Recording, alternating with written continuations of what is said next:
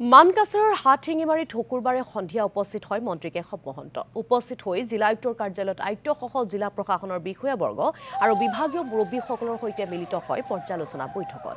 অসম চৰকাৰে 17 ছেপ্টেম্বৰৰ পৰা পালন কৰিবলৈ লোৱা সেৱা সপ্তাহ কাৰ্যসূচীৰ লগতে অৰুণোদয় 3.0 আঁচনিৰ শুভাৰম্ভণিৰ বাবে জিলা প্ৰশাসনৰ প্ৰস্তুতিৰ বুজ লয়। পৰ্যালোচনা বৈঠকত উপস্থিত থাকে মানকাছাৰৰ বিধায়ক আমিনুল ইছলাম, প্ৰাক্তন বিধায়ক জাবেদ ইছলামো। জিলা প্ৰশাসনে আয়োজন কৰা মহিলা উদ্যমিতা আঁচনিৰ চেক বিতৰণ কাৰ্যসূচীত অংশ মন্ত্ৰীগৰাকীৰ। বিধায়ক প্ৰাক্তন বিধায়ক সকলোকে লৈ আমি পৰ্যালোচনা কৰিলোঁ। বিশেষকৈ অৰুণোদয় ইয়াত প্ৰায় 29,000 লোকে পৰিয়ালে অৰুণোদয় পাব। অহা কালিলৈও আমাৰ প্ৰায় 10,000 পৰিয়ালে 10,000 পৰিয়াল নহয় 10,000গৰাকী মহিলাই আমাৰ যিটো লাখপতি বাইদেউৰ যিটো আঁচনি সেই আঁচনিৰ জৰিয়তে এটা প্ৰথম কিস্তি 10,000 টকাকৈ পাব।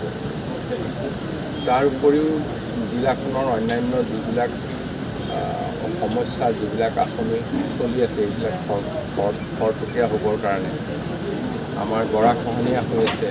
সেই ক্ষেত্ৰত গোটেইসমূহ বিষয়ে আমি পৰ্যালোচনা কৰিছোঁ আৰু সেইমতে আমি কিছু সিদ্ধান্ত লৈছোঁ এইখিনি খৰতকীয়াকৈ আগবাঢ়ি যাব পাৰে। বঞ্চিত হোৱাসকলৰ হয়তো যিটো ছিষ্টেম তেওঁলোকে যিখিনি চৰ্ত পূৰণ কৰিব লাগে হয়তো ক'ৰবাত কিবা নম্বৰ ভুল হৈ আছে, সেইখিনি আমি শুধৰালে ভৱিষ্যতে আমি তেওঁলোকক আকৌ এণ্ট্ৰি কৰিব পাৰিম।